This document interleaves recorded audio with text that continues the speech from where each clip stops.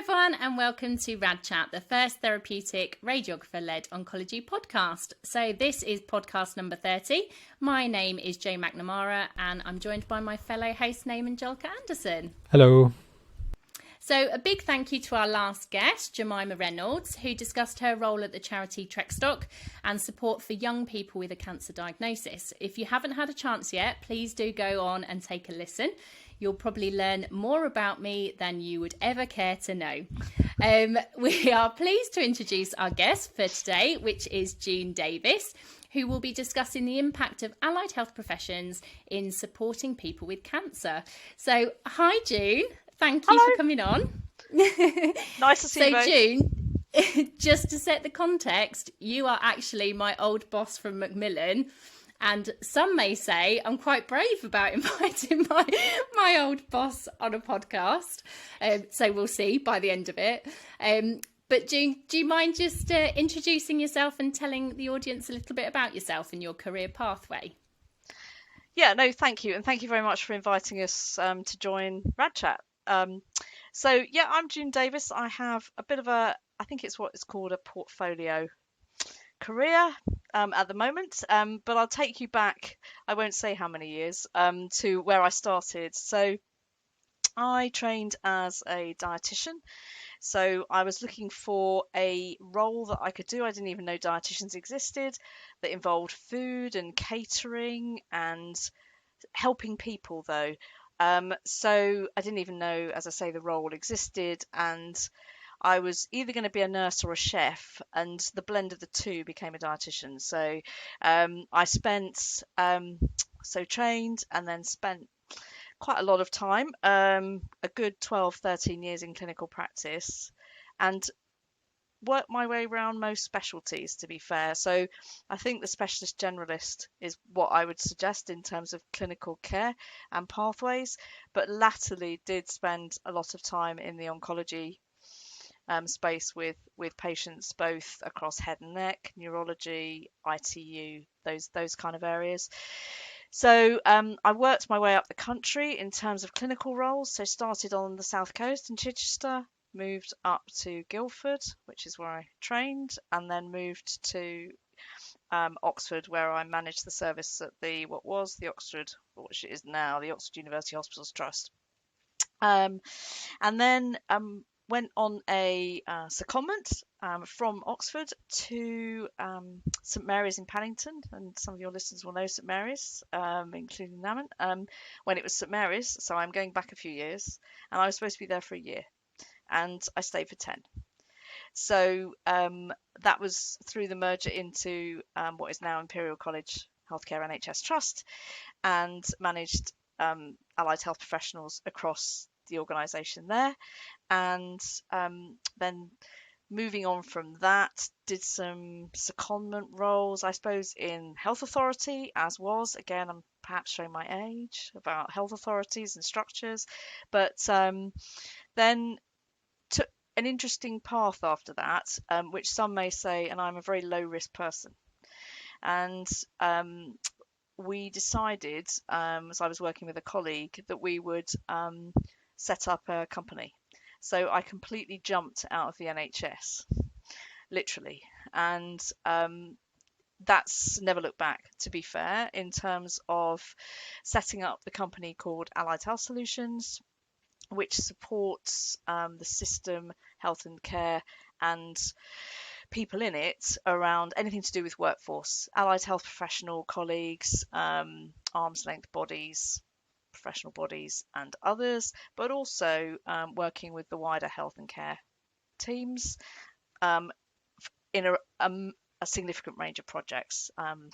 Too many to go through here, but it might be around education, training, clinical reviews of services, those kind of things.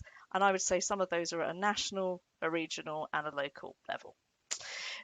So that's I still am co-director of Allied Health Solutions, and also the other main role that I have is as Allied Health Professional Advisor working for Macmillan Cancer Support. So the other bit I failed to include in my career path there was because there's such a range of things. I used to be a Macmillan professional, so I used to work again on the coast, moving further on the coast into Dorset, and I used to be a Macmillan professional and worked in what were cancer networks previously. We'll come back to those, I'm sure, a bit later.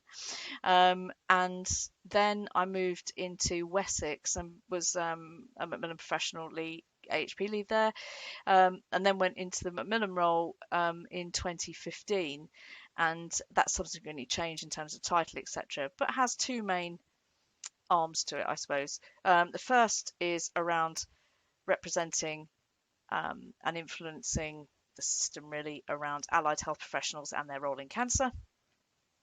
And the other is around pre-rehabilitation, rehabilitation, symptom management, consequences of treatment, along with all of your good selves as specialists in all of this. So, and work very closely in that role because we are obviously an organisation that is across 4 nations. So there is extensive links across, England, Wales, Northern Ireland, Scotland. So that's probably a bit about me. I don't know if that helps.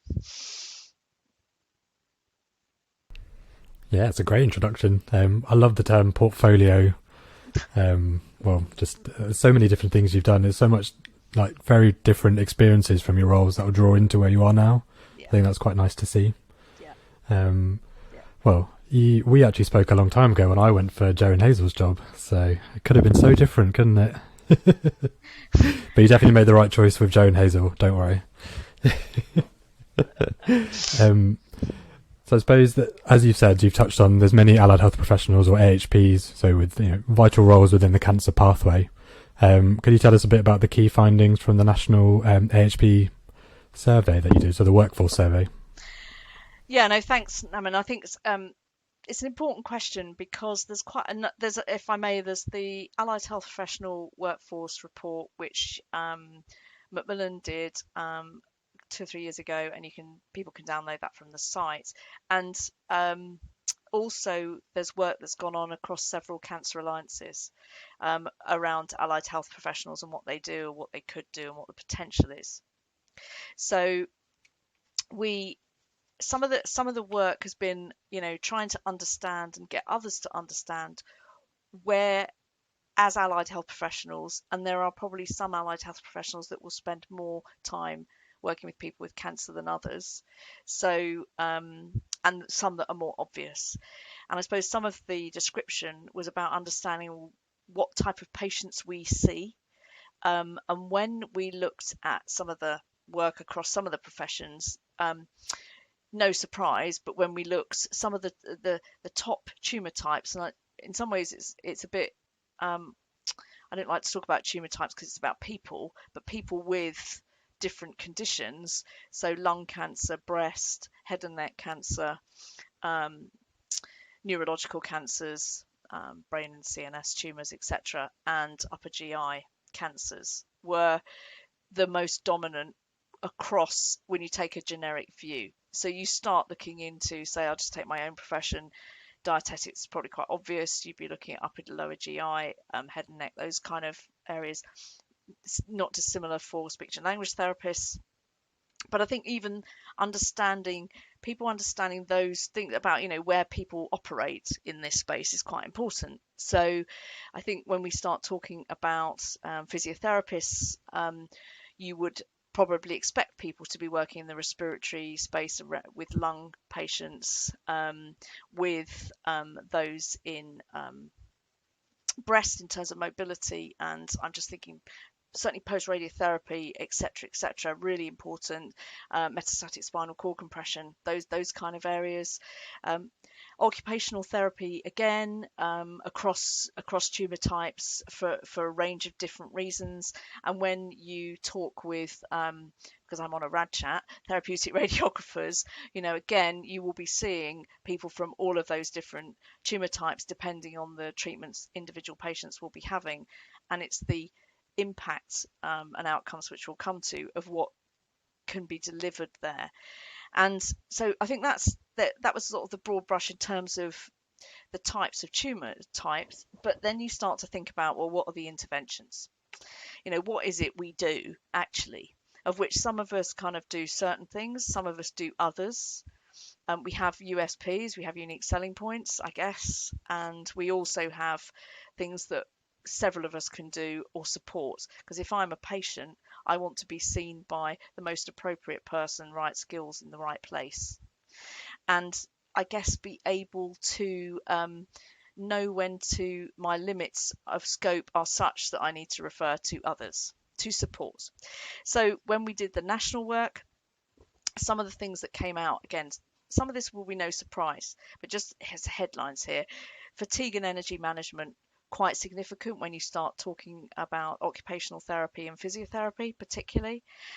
Pain and pain management came out the strongest again for occupational therapists and physiotherapists. This is not to say others don't talk about it, but it's where you actually perhaps intervene and, if you like, do something about it, if that makes sense. Clearly, mobility and loss of function sits more with, or in the work we did with those from occupational therapy, physiotherapy, in some cases therapeutic radiographers as well. Dysphagia, communication, body image, more around speech and language therapy, as you would expect. I know as a dietitian, you work hand in glove with speech and language therapists. I certainly, when I was in my Oxford role, clinically would never walk onto the neurological ward without one. And the same in head and neck, actually. One has to be absolutely working so closely together. I think other things, obviously, around nutritional intake, cachexia, those kind of things, and the complexity with which some patients present will need complex therapeutic dietetic advice and support, whether that's artificial nutrition or not, but certainly early nutrition screening assessment, and it needs to be done by those who've got a trained eye, if you like, in that space. And then I guess there's another finding that's and it's actually came up earlier today in another discussion, because it was just interesting. We were talking about lymphedema and the significance of lymphedema, which will be absolutely certainly on your radar and your colleagues who are listening to the podcast now. But I suppose it's also about how well it's understood by others in the clinical system that people might pitch up and see, I don't know, in primary care, or nurses, doctors and others, but actually it's probably one of the most distressing things for people, because they can't get on with their lives because of all the issues that lymphedema presents.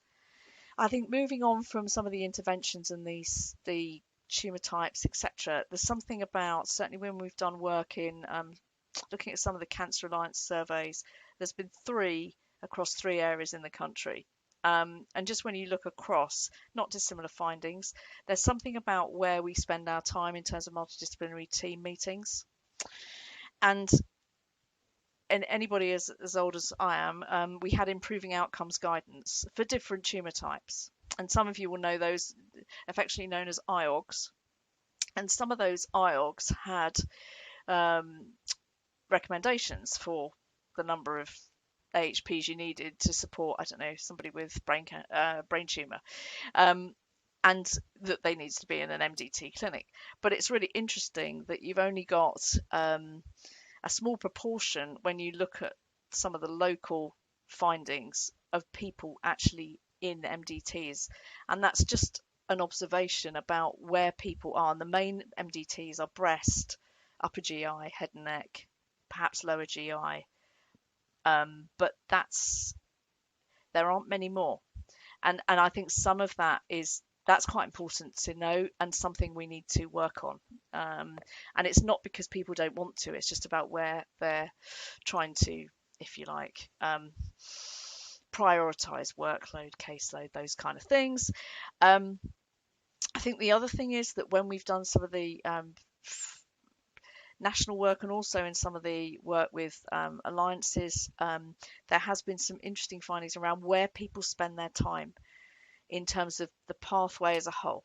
So if we think about pre-diagnosis, diagnosis, and the prehabilitation piece through to and beyond treatment and beyond and into palliation and end-of-life care, what does that look like? And most people are spending time, and again, this is just reported from treatment and beyond, and not so much in the pre-diagnosis and the prehabilitation space. So 12%, and that came out in the national and local work, are spending time in the prehabilitation space. And you will know, and others will know, that clearly there's a lot of work going on around prehabilitation and rehabilitation. And what's really important about that is making sure that we've got the continuum, we've got support for patients where they need it through the journey rather than at stop-start points. And the evidence is ever mounting. It feels daily at the moment. There's been a significant number of papers coming out. So I think the other finding, just to finish on this particular question, is that, and Joe, is the piece about learning and development, certain education, so which you'd probably expect me to say, but actually we know that across the allied health professionals there is a significant amount of skills and expertise and capability.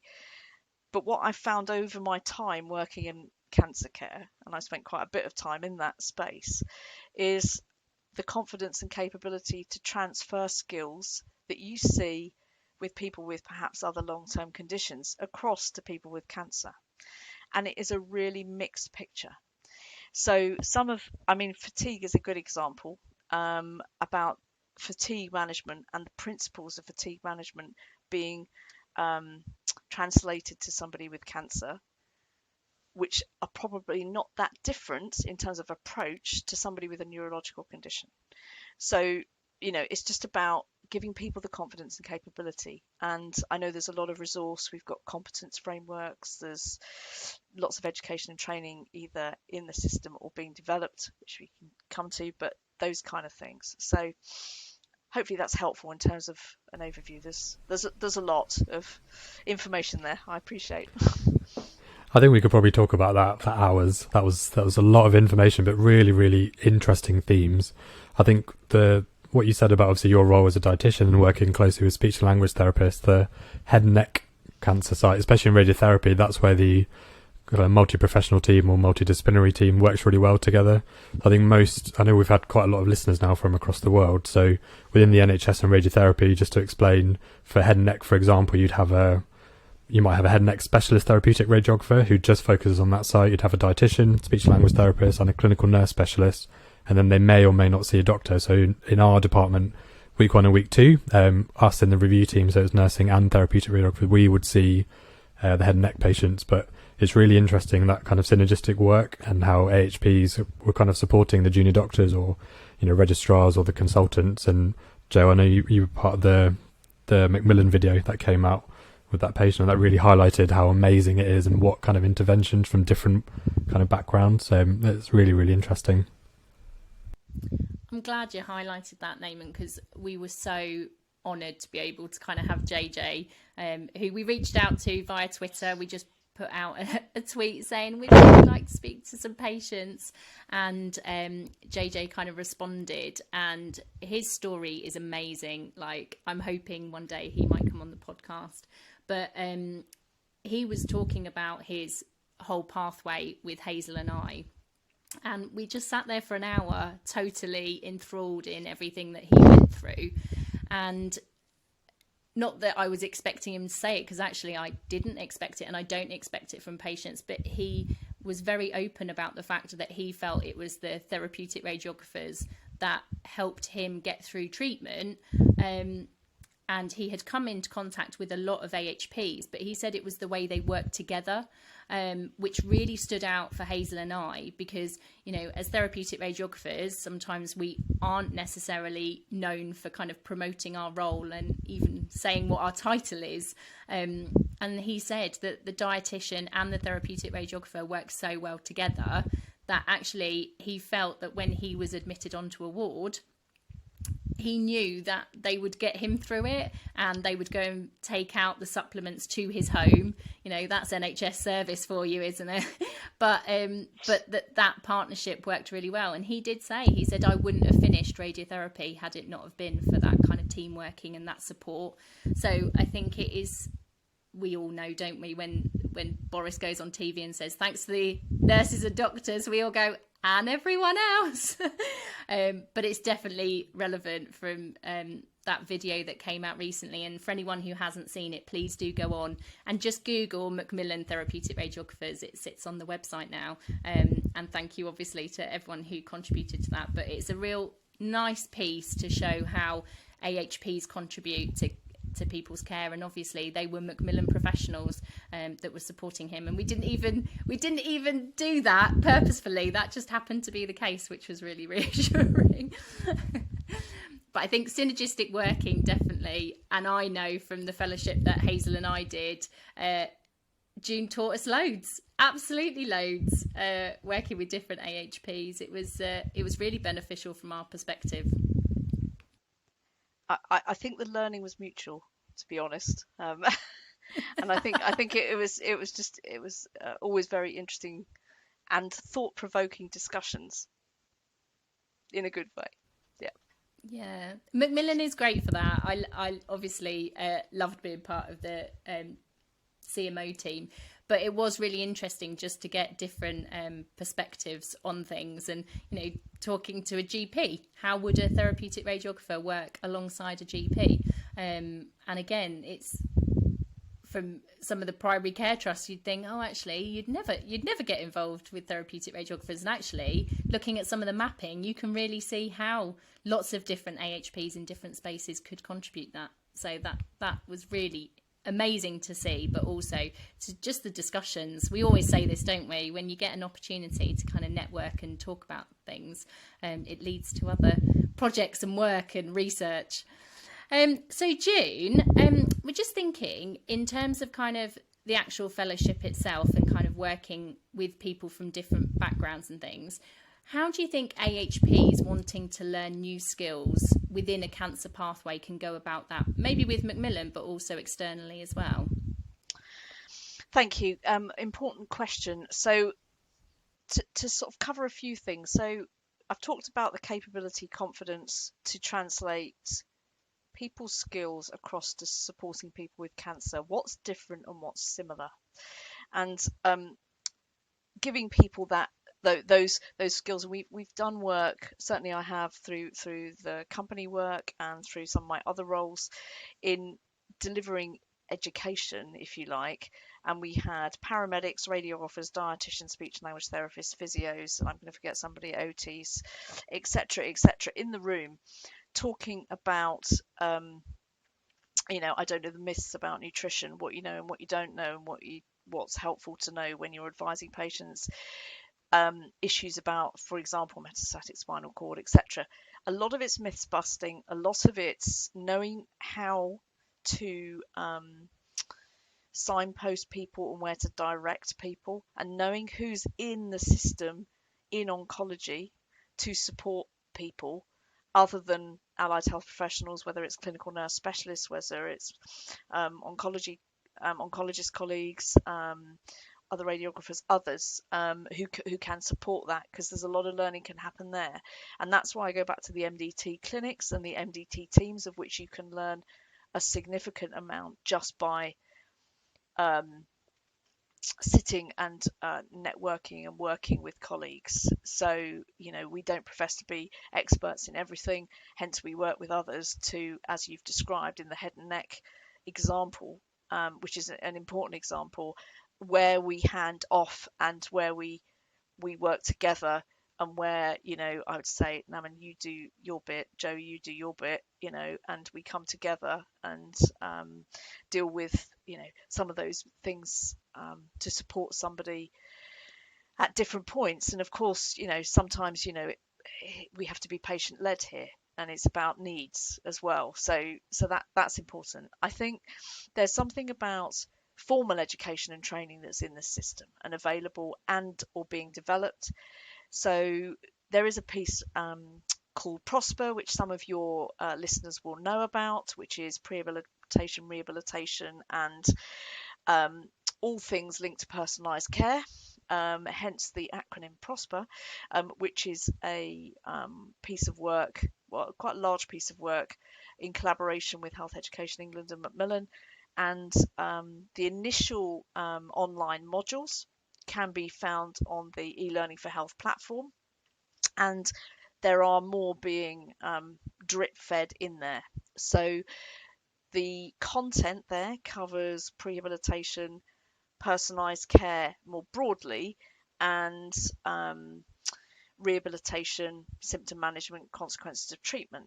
So it's really effectively divided into foundation, intermediate, and advanced.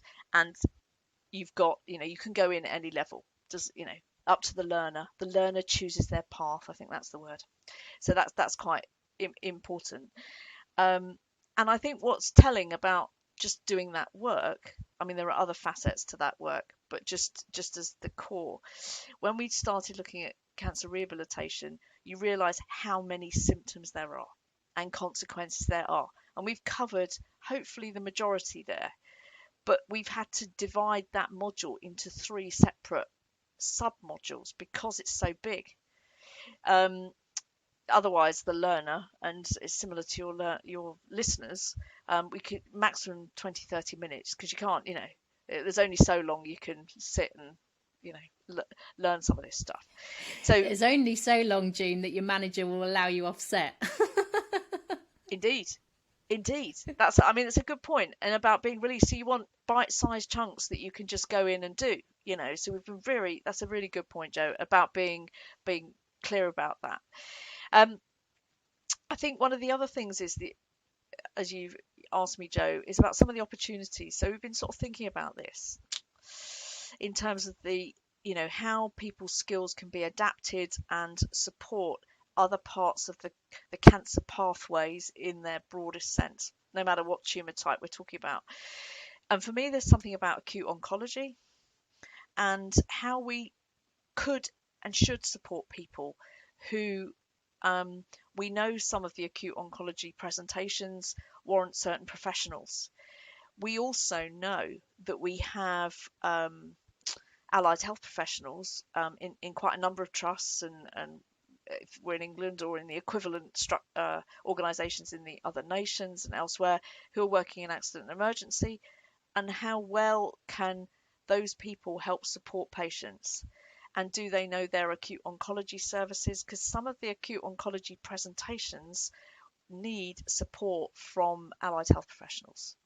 And that's been borne out in, there is a really good model at Velindre Cancer Centre in Cardiff, where it is an acute oncology service led by allied health professionals. And those admissions, which they try to admit and then discharge, a lot of that is around where the allied health professional skill set is, supporting the carer, supporting the person, dealing with some of the social situation that there might be, all of those other issues. So I think there's huge potential, and there is going to be work, well, I'm hoping to be able to articulate that better, and what is the potential opportunity. And certainly we are doing work through one of the cancer alliances looking at this in more detail, because there's a huge opportunity, and that links to some of the community hubs that are developing and are developed across different parts of the system as well, where patients might present acutely and need support. The other area for me is around the diagnostic pathways. Clearly diagnostic radiographers, of course, but in terms of what we can do for perhaps low risk patients and the 2-week wait pathway. And certainly that's come up again, and to use the example head and neck again, where if you've got potentially patients that are put onto a particular pathway, they have hoarseness of voice, etc., actually there is an opportunity to take them out of that pathway where they don't, where it's found they don't have a diagnosis, but they need support for the symptom they've presented with, of which, for that example, is speech and language therapists primarily supporting some of that. We don't have that sort of infrastructure in place, not really. So that's an example.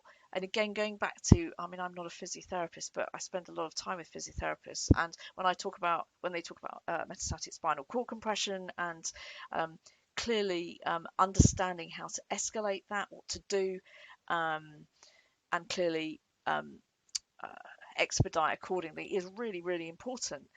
But there are other opportunities in the diagnostic pathway. So it's not necessarily diagnosing the cancer, but it's diagnosing and supporting what symptoms people are manifesting with early on, which are perhaps due to other things. I think there's also an opportunity, and that's described in some ways, I suppose, through the cancer rehabilitation pathways, which again, they were published from refreshed, I think is the word, and they're available on they're currently on the Macmillan Cancer Support website, but they came from the National Cancer Action Team back in 2012, if anybody's can remember any of that, but they were a refresh, and they do describe across the pathway what the different opportunities are. Again, they need a bit of an update, but they are good as a core set of information. I think there's something again about the symptom management piece. So I've just listed, we talked about lymphedema, breathlessness, the fatigue piece, mobility, pain management, nutrition. We know, for example, that 40% of patients are malnourished. We know that about 33 to 35% of people have mobility issues. We know that about 80%-ish of people have some form of fatigue. So, these are big issues for people, that are the things about living or living well. So how can our skill set, our collective, which is huge skill set, support that? There are some really good examples, actually, Joe and Naman. There's a quick guide that was developed by NHS England and Improvement around how we support people with cancer, and there's some great case studies. So if you Google quick guide cancer, it'll come up, and that's really helpful. There's also a document that was produced by Health Education England, which again describes the contribution of an art therapist or a drama therapist or somebody else or a podiatrist in cancer care, whether it's sarcoma or some of the other conditions. And so again, that's found on the Health Education England site. So it just provides more opportunities. I think the other area is around that sort of the palliation and end of life, and actually being proactive there. There are many brilliant teams around to support, and what we do know is perhaps if we're working and supporting people through hospices, daycare, that kind of thing, that people who are accessing those services could access them for many years. It's not just for a few weeks. So how can we support that? And there's the skills can be transferred across. So I hope that's helpful in terms of an overview. Yeah, it's really good. I think just to come back to what you said around so AOS, so Acute Oncology Service, and sort of like the UCON's telephone lines. So just for any students listening, the most I learnt about oncology was going and shadowing those teams, and then also with the palliative care team. So communication, I think I learnt everything from palliative care and end-of-life care teams, just how you go onto a ward, there'd be lots of family there who want to know what's going on, but the nurse, I remember who I worked with, all she did is, come with me to the kitchen first. She got herself a cup of tea, went inside, we all had a cup of tea with everyone, and then that was it. That had set the scene, and it was just lovely. So I think for students, it's a really good team to follow. Acute oncology, the vastness of cancer. So in radiotherapy, we see patients for such a small snapshot. You might only see them for one appointment, and and you try and do everything for that patient, but obviously that snapshot is nothing compared to the whole journey a patient goes through. Some patients go for treatment for over 6-7 years. I think now there's a lung patient who I've seen quite a few times due to immunotherapy, although he was told he had 2-3 years to go, he's still going for 7-8 years afterwards. And if you think all, as you said, not the burden, but all the little things, all the different AHPs who can help that patient along that kind of 9-year treatment journey, it's amazing. I think acute oncology, as you said, it's such a good thing to point out. Like, I loved that experience. I think I went back quite a few times that I got told, no, you need to do your objectives for radiotherapy. But it's just, the pathway around it. So chemotherapy, immunotherapy, surgery, everything. I loved it. Just wanted to shout that out. It's great to hear your experience, I think. And it feels like there's lots of opportunity, and people are willing to hear more about what the potential is, because people don't know what they don't know unless we describe it. So certainly, again, work with the with Cancer Alliance colleagues is picking that up loud and clear. About what the potential is. Initially, it was mentioned. It's like, so what role would we have then? So it was like this sort of, well, where would you like us to start? But they don't know what they don't know, and I think we need to help people understand what's possible there. And it's not to try and give us extra work because everybody's really busy, but it's where can we have the impact that will support people in the best way. Yeah, sorry. And I know, Joe, you've been looking into stuff around primary care and late effects as well. Yeah, so I just think it's definitely through the Macmillan Fellowship, really, in terms of how we could be utilised in different areas across the cancer pathway and linking up with those services. So I think exactly what you said, June. Sometimes it is around level of education, knowledge, confidence. We've definitely seen that in professionals reporting that they have the skills, they have the knowledge there, but the confidence to talk to people about something that they have always deemed to be physiotherapy led or occupational therapy led or dietitian led. They're like, oh, I can't possibly say that. And you really do have to kind of be very explicit about the fact that anyone can give public health advice. It doesn't have to necessarily be an expert.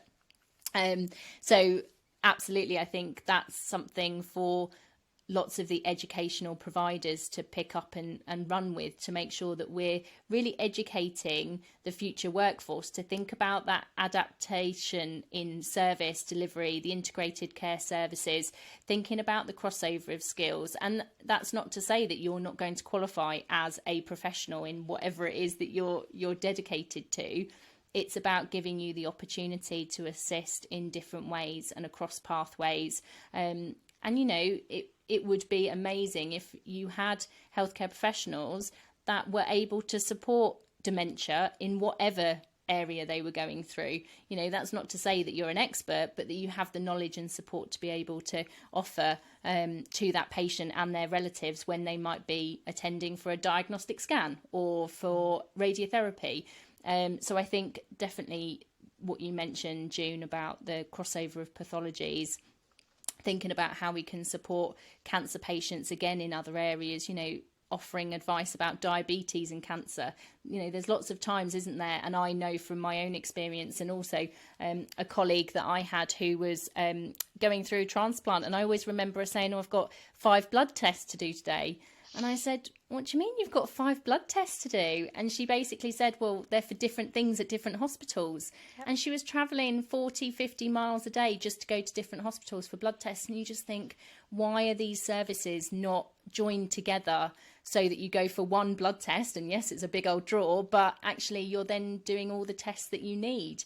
And I know there's huge changes that are occurring through the NHS and the infrastructure and things, but I definitely think that joined up working will be more patient-led, where you get patients who are kind of saying, right, I'm under the care of this person and this person.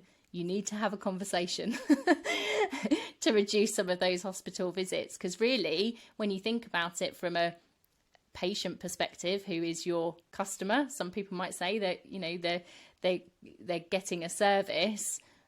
Why are we trying to make their lives more difficult? We need to try and support them as much as we can when they are suffering with fatigue, mobility issues, nausea. The last thing you want to necessarily do is go to different centres or different departments for different interventions. So I think we can look at it from both sides as well, really. I think that's important.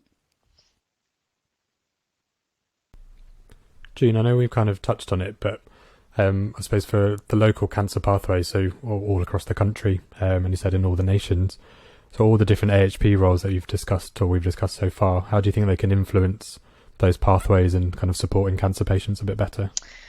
Yeah, no, good question, Aman. And I think there's something about demonstrating the so what rather than describing the inputs. I always talk about the outcomes rather than the inputs. We're quite good at talking about what we do to people, so to speak, rather than the so what. So I think a good example of this, and again, this is through my company work working with one of the cancer alliances, is through some transformation funding. They have supported 5, I'll get the title right, Allied Health Professional Integrated Care System Cancer Advisors. So they each do 1 day a week each, and we're doing a pilot over 6 months or so, 6-7 months. And we've got 2 speech and language therapists, 2 dietitians, and a physiotherapist. Just so happens we put out expressions of interest. So people are seconded from their roles past, so they're clinical, all of them are clinical, or team leads, etc., within acute and palliative care teams, actually. So it's quite interesting. We've got a mixture. And the purpose of those roles is to provide the alliance with the insight from the clinical services through an allied health professional lens. I mean, it's really interesting, this. I oversee some of that work at the moment, which is a privilege, to be fair. Looking at things like service transformation, what opportunities are there? What about workforce transformation and change? What about some of the influencing and stakeholder engagement that we can do or need to do? And what about the education and training, and what do people know and what don't they know, and who, how do we communicate and understand about what patient, for example, if a person with cancer and other clinical conditions perhaps goes into a nursing home, how does all that work for the patient? How does it work if they have independent care agency coming into their home to support that? How does information flow? So all sorts has been aired through this, and I was just heard a presentation from their latest work earlier today, and some of the illustration through what we've done is through some real live but anonymized case studies really illustrates some of the themes which go back to things like diagnostic pathways, acute oncology, the myriad of people in the system supporting somebody and or somebody not quite getting what they need because of one thing or another, and some of the pathways that there are versus how they could be improved. And there's a variety of ways that could happen, but actually then providing some solutions. And you can absolutely see it, the team have sought to find really quite pragmatic solutions, some of which has meant, for example, we met with the care record system across that region and have sorted out some really simple things to enable information to go across, which is just a really quick fix. Didn't cost anything to do that, but it was about knowing who was who to have those conversations. Helped, to be fair, by senior colleagues in the Alliance who sort of expedited that for us. But it's a common issue, So I think it's proving a really interesting model to influence what happens. And what I keep saying to the team is, you might think you're stating the obvious every time you say something, but the reality is people don't know what they don't know until we say it. So we've presented some of this work at the work, there's a workforce program board across the region, and it's just been enlightening for people, and you just think, gosh, this is great, but actually it's not anything, perhaps for some people on this who are listening, anything that perhaps is maybe a surprise, but because we don't articulate it as well, because we just get on with it, because we just problem solve, we just do it, we just support patients and we don't make a big thing of it, that actually people are like, oh right, so maybe we need to do something about this, and it's just, but also what it's highlighting is the potential, and that's proving so exciting, to be fair. And I think those case studies and showing the impacts and outcomes are really important. The other thing I think is how we signpost people and being really clear, whether you're in a generalist community team who are seeing anybody with anything, how, if you find out somebody they may have cancer and there's an acute episode, how do they escalate and who to? And I know we talk about directories of services, but there needs to be, think back to your point, Naman, understanding, how you get to an acute oncology service quickly. If you're working in a community team is not oncology specific at all. and the impact that that can have. I think there's also significant work we can do and are doing around developing advanced clinical practice roles in cancer in community care and primary care, and particularly around the pre-rehabilitation, the rehabilitation competencies and capabilities. So again, that's another important area that I'm not saying we need ACPs for all of that, because you need a career pathway, but actually some clinical leadership to support. I mean, a good example of that is that we are, again, through some alliance work, we put out expressions of interest to primary care networks to host a funded advanced clinical practice role in cancer, which could be a nurse, a pharmacist, an AHP potentially. And we were overwhelmed with interest. Overwhelmed. So that just says something about, so you get other intelligence through that about what the needs and the priorities are of those primary care networks. Absolutely fascinating process. And so now there's such an appetite that we're thinking about. So I'm describing the knock-on and domino effect of something, really, and the additional role reimbursement scheme for primary care.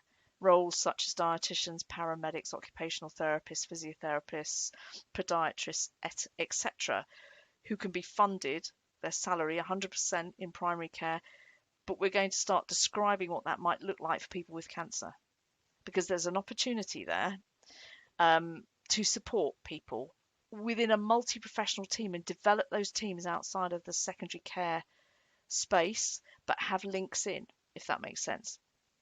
So I guess some of this is about, using the skills we have to influence slightly differently about what could work and what couldn't. So it's just a few sort of examples, really, of, how you might do things differently and influence, if that's helpful. And like you said, June, something that always sticks with me when Hazel and I were working together was, what are the unintended outcomes?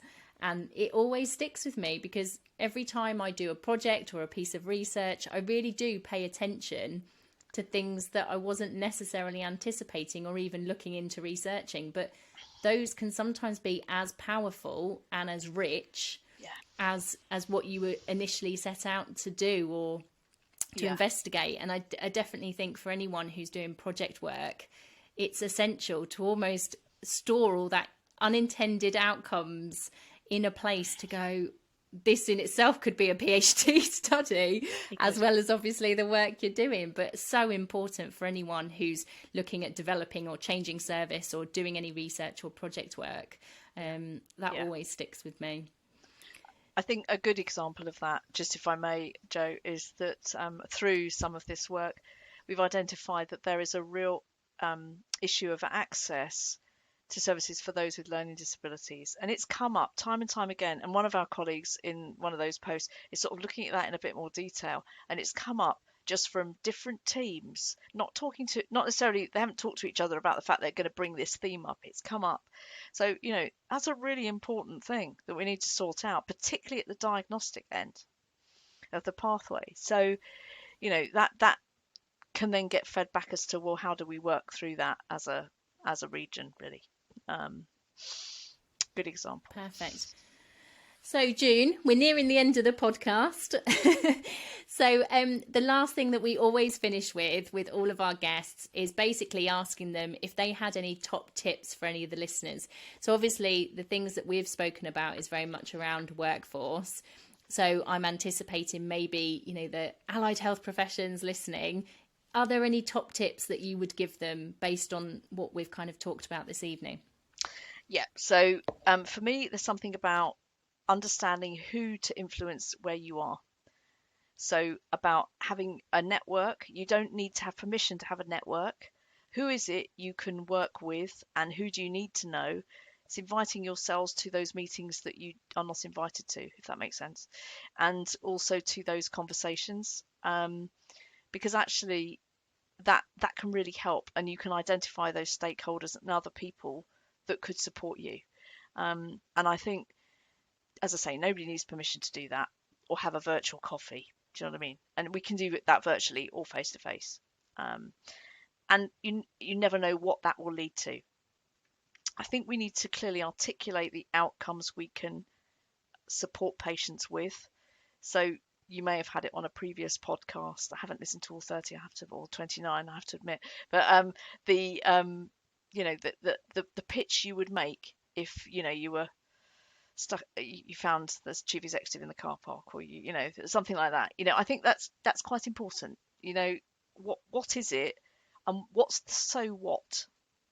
Because going to say we need another 3 of this is probably not the most helpful thing. That wouldn't be the most helpful if I had received that request. So I just learned from experience that that's perhaps not the best way of going about it. And I suppose, again, the third thing is us, again, because we all know what we do, if you like, but the unique selling points of what we do for this group of people, and hearing that from the patients and then repeating that back to others is so powerful. Having a few quotes at your fingertips from patients and their families is really powerful. So, anonymized, of course, but I would use those.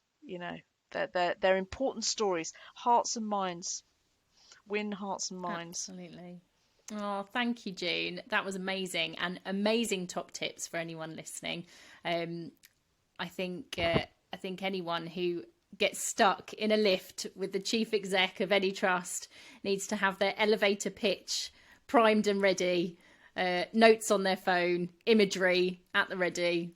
That's definitely something that I teach my students, actually, in terms of if you're gonna get stuck in a lift with someone, what is it that we need for our profession? Or at least say that you're a therapeutic radiographer, as I always bleat on about. So, thank you all for listening to Rad Chat. Your hosts today have been Joe McNamara and Naaman Jolka Anderson.